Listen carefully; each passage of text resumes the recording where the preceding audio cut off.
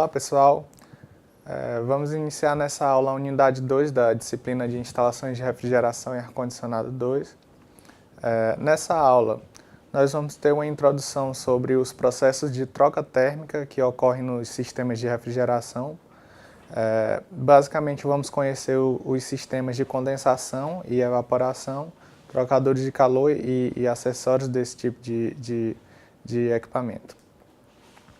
Os trocadores de calor eles vão ser responsáveis justamente pelos fluxos de calor do ciclo de refrigeração, onde a gente vai ter um processo de rejeição de calor no condensador e um processo de remoção de calor no evaporador.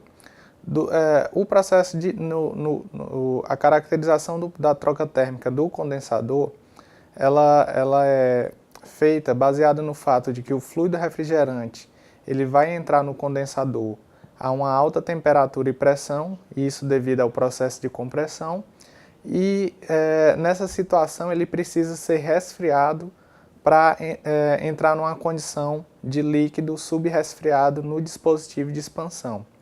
Então, para ocorrer essa mudança de fase de uma condição de vapor superaquecido até uma condição de líquido subresfriado ou líquido comprimido, é necessário que o fluido refrigerante rejeite calor para o meio externo. Na situação do evaporador, o fluido refrigerante ele vai entrar no evaporador num estado de bifase, uma mistura de vapor e líquidos saturados, isso devido ao processo de queda de pressão ao longo do dispositivo de expansão, e ele vai ter uma condição de baixa temperatura e baixa pressão, uma condição ideal para ele conseguir remover calor do ambiente que está sendo refrigerado. Em geral, os trocadores de calor eles vão ser ar-ar, no caso do sistema de condensação a ar, por exemplo. Eles vão poder ser ar-água, por exemplo, no caso de trocadores de calor para evaporador do tipo chiller, e também os trocadores de calor fan coil, que fazem a troca térmica, no caso do chiller, o resfriamento da água, e no caso do fan coil, o resfriamento do ar por meio de água gelada. E aí teremos também a apresentação dos sistemas evaporativos. O condensador ele vai ter o objetivo de rejeitar calor, de fazer a remoção de calor do fluido refrigerante para o meio externo. Isso tem um objetivo, como já dito, de promover a condensação do fluido refrigerante do estado de vapor superaquecido até um estado de líquido subresfriado. Então esse refrigerante ele vai entrar no condensador como um vapor superaquecido e ele tem que sair como um líquido, e existe a necessidade de que esse líquido seja subresfriado. O que é que significa esse subresfriamento? Significa que ele está a uma temperatura abaixo da temperatura de saturação para a pressão em que o fluido refrigerante se encontra, no caso a pressão do lado de alto. Quanto ao meio de rejeição, esses condensadores eles podem ser condensação a ar, quando essa rejeição de calor do fluido refrigerante é feita diretamente para o ar do ambiente externo. Ela pode ser feita por um condensador a água, quando a gente utiliza a água para resfriar o condensador, e posteriormente essa água ela vai ser resfriada numa torre de resfriamento ou em outro dispositivo para garantir que ela volte, porque ela seja sempre reaproveitada no resfriamento do fluido refrigerante. Os condensadores a água eles podem ser trocadores de calor do tipo casco e serpentina, casco e tubo e duplo tubo. Um outro método de condensação é a utilização das tecnologias evaporativas, onde o fluido refrigerante ele vai passar por uma serpentina. Essa serpentina vai ter a sua superfície externa umidificada por gotículas de água. Em contracorrente vai ter um fluxo de ar forçado por um ventilador ou exaustor, e vai promover a evaporação dessas gotículas na superfície externa da serpentina ou na superfície externa do trocador de calor, e esse processo de evaporação vai remover calor do fluido refrigerante, promovendo o resfriamento e, consequentemente, a condensação desse fluido. Os condensadores AA, a gente tem aí a apresentação nessa figura de um condensador AA por circulação natural de ar, que é o comum de geladeiras, né? Então, eles vão estar promovendo essa rejeição de calor do refrigerante para o ar. Eles são caracterizados por terem um menor custo, principalmente pelo fato de não haver a necessidade de um sistema de bombeamento de água, não ter a necessidade de ser mais robusto, ele tem uma facilidade de limpeza em relação aos condensadores à água, ele tem a questão de disponibilidade do ar abundante, então o ar não vai ter nenhum custo nesse caso, porém ele tem uma dificuldade que é um menor coeficiente de troca térmica. Então, para garantir um resfriamento adequado do fluido refrigerante, eles vão precisar de uma maior área de contato desse fluido com o meio, com o ar no caso. Então, essa circulação do ar ela pode ser natural ou forçada. Natural quando você não tem nenhum dispositivo para promover a circulação do ar, e forçada quando você tem um ventilador que vai promover o fluxo de ar a uma maior velocidade. Em geral, os condensadores AA eles vão ser aplicados para sistemas de pequeno e médio porte, justamente pela baixa eficiência da sua troca térmica. Existe uma dificuldade de implementação deles em sistemas de grande porte. Necessitaria de um trocador muito grande para atender as condições de resfriamento para um sistema de grande porte. Os condensadores à água eles vão promover a rejeição de calor do fluido refrigerante para uma água que, consequentemente, está a uma temperatura menor do que a do fluido refrigerante. Eles vão ter um maior custo, justamente tanto pelo uso da água, quanto pela necessidade de bombeamento, por ser um trocador de calor mais complexo em relação ao condensador AA. E ele vai garantir uma troca térmica mais eficiente. Por quê? Porque as propriedades de troca térmica da água elas são melhores do que a do ar. A água tem propriedades de condutibilidade, de coeficientes de convecção melhores do que normalmente os fluxos a ar. Então, por ele ter uma troca térmica mais eficiente, ele tem a possibilidade de ser aplicado em sistemas de médio e grande porte, atendendo às demandas de um sistema de grande porte com uma área menor em relação aos condensadores a ar. A circulação normalmente ela vai ser forçada, vai se utilizar um sistema de bombeamento para promover o escoamento da água, e aí nessa figura a gente vê uma torre de resfriamento. Em geral, os sistemas de condensação à água eles necessitam de uma torre de resfriamento. Para quê? Para promover o reaproveitamento daquela água. Então a água vai entrar no condensador a uma temperatura baixa, mais baixa do que a do fluido refrigerante, e aí à medida que ela remove calor do fluido refrigerante, ela vai ter a sua temperatura elevada. Então, para garantir a troca térmica com uma boa eficiência, é necessário de um dispositivo para resfriar a água, para promover a recirculação dela no condensador. E, em geral, esse dispositivo é uma torre de resfriamento. Os condensadores a água, eles também podem ser duplo tubo, onde a gente tem normalmente dois tubos concêntricos. O tubo interno normalmente vai estar passando a água e pela tubulação externa vai estar passando o fluido refrigerante. O que é que vai ocorrer? O fluido refrigerante vai ter uma troca térmica com a água que passa pela tubulação interna e, ao mesmo tempo, ele tem uma troca térmica com o ar externo que passa por fora da tubulação externa. O problema desse tipo de condensador é a questão da limpeza. Então, existe uma dificuldade de limpeza e, à medida que vai sendo utilizado, vai se formando incrustações na superfície, reduzindo a sua eficiência de troca térmica.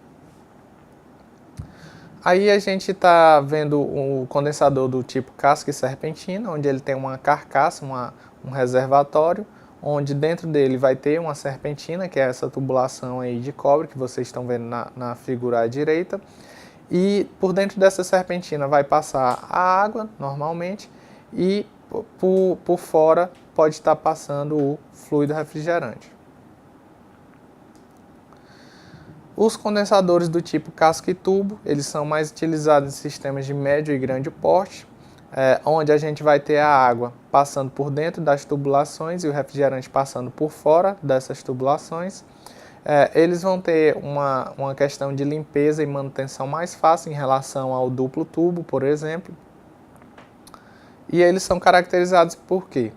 Eles vão ter uma carcaça e internamente essa carcaça existem tubulações onde vão passar a água. Então, entre a superfície externa da tubulação e a superfície interna da carcaça vai estar armazenado o fluido refrigerante. E aí ele vai ser continuamente resfriado pelo fluxo de água que passa por dentro das tubulações. O condensador evaporativo, o fluido refrigerante ele vai entrar no dispositivo. Dentro dele vai ter uma serpentina, vai haver a aspersão ou gotejamento de água por fora dessa serpentina, fazendo com que haja uma superfície molhada externa na serpentina. Vai haver um fluxo de ar em contracorrente, forçado por um ventilador, e esse fluxo de ar vai promover a evaporação da umidade que se encontra na superfície da serpentina. E essa evaporação vai ocorrer mediante o resfriamento da serpentina e, consequentemente, o resfriamento do fluido refrigerante. Com relação a evaporadores, eles, diferentemente dos condensadores, eles vão ter a função de promover o resfriamento do meio que se deseja climatizar ou condicionar. E durante esse processo vai ocorrer a evaporação do fluido refrigerante. Quanto à sua classificação, os evaporadores eles podem ser secos ou inundados. Quando ele é seco, ele necessita de um fluxo intermitente de refrigerante, e quando ele é inundado, ele tem como se tivesse um reservatório de fluido refrigerante, sempre garantindo que a serpentina está cheia de líquido refrigerante. E aí ele tem uma válvula de boia para controlar o nível de fluido refrigerante ali. Quanto à classificação, os evaporadores eles podem ser também diferenciados pelos sistemas de expansão direta ou indireta. O sistema de expansão direta é aquele onde o fluido refrigerante resfria diretamente o ar, enquanto que o sistema de expansão indireta é aquele onde o fluido refrigerante vai resfriar a água e a água é que vai ser recirculada para promover o resfriamento do ar. Aqui a gente tem um exemplo de evaporador seco, onde a gente necessita de um fluxo contínuo de refrigerante. Esse tipo de evaporador, normalmente ele vai ser controlado por uma válvula de expansão ou um tubo capilar, aplicados a sistemas de pequena capacidade. E aí, essa válvula de expansão ela vai garantir o superaquecimento dele. Ela vai controlar o fluxo de refrigerante com base no superaquecimento do fluido refrigerante na saída do evaporador. O que é que seria esse superaquecimento? Seria garantir que a temperatura de saída do fluido refrigerante do evaporador está acima da temperatura de saturação. E isso, consequentemente, vai trazer para a gente o quê? Uma condição onde o fluido refrigerante evapora completamente dentro do evaporador e não tem nenhum risco de entrada de líquido no compressor. Então, no compressor vai entrar apenas um vapor superaquecido. Evaporadores inundados, eles vão ser aplicados normalmente em sistemas industriais. Ele vai ter um reservatório de líquido e esse líquido vai ser o líquido refrigerante, o refrigerante no estado líquido, e esse líquido vai ser bombeado para várias serpentinas, vários evaporadores. O nível de líquido desse reservatório é controlado por uma válvula do tipo boia. Normalmente sistemas com amônia, comumente aplicados em refrigeração comercial e industrial. Temos aí os evaporadores para ar, que são os sistemas de expansão direta, onde a gente tem ali nessa imagem, a gente vê um ventilador acima, o ventilador está promovendo a circulação do ar, e a gente vê essa placa inclinada que representa um trocador de calor, a serpentina, que no nosso caso é o evaporador. Então, o fluido refrigerante está entrando em contato diretamente com o ar, e aí esse sistema ele é chamado de sistema de expansão direta. Aí a gente tem um sistema de expansão indireta, ou evaporador para líquido, onde a gente vê a necessidade de um trocador de calor para resfriar água, que seria aquele tubo ali logo abaixo das placas de condensação. Essas duas placas em formato em V, elas são os condensadores, e abaixo dela a gente vê uma tubulação, e nessa tubulação está promovendo, um trocador de calor que está promovendo o resfriamento da água. Essa água ela vai ser bombeada para aquela placa à direita, aquela placa inclinada, que seria a nossa serpentina de resfriamento de ar, ou também comumente chamado de fan coil, quando associado a um ventilador. Então esse sistema ele vai inicialmente resfriar a água, e essa água é que vai promover o resfriamento do ar. Os evaporadores para líquido aí a gente vai ter casco e tubo, casco e serpentina, cascata, evaporadores de placa e evaporadores de contato. A imagem direita superior ela representa um evaporador do tipo casco e serpentina, e a imagem abaixo dela está representando um evaporador do tipo casco e tubo. É um trocador de calor similar ao do condensador, onde a gente vai ter novamente a entrada de água, passando pelas tubulações, e o fluido refrigerante externo a essas tubulações.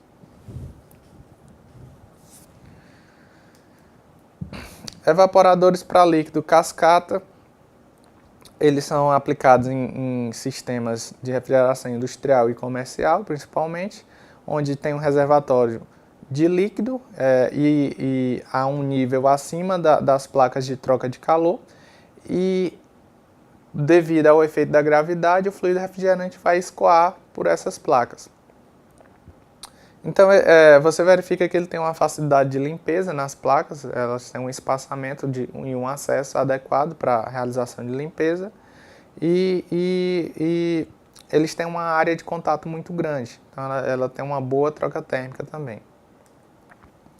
Evaporador do tipo placa, eles são evaporadores bastante compactos, com um alto custo, uma alta eficiência de troca térmica. Então elas são utilizadas em sistemas de grande porte e refrigeração industrial. E tem evaporadores de contato, que normalmente são utilizados em refrigeradores residenciais, geladeiras, freezers, onde eles têm placas aí, e por dentro dessas placas existe uma tubulação onde está passando o fluido refrigerante. Então encerramos essa segunda aula aqui com as referências, e bom estudo para vocês.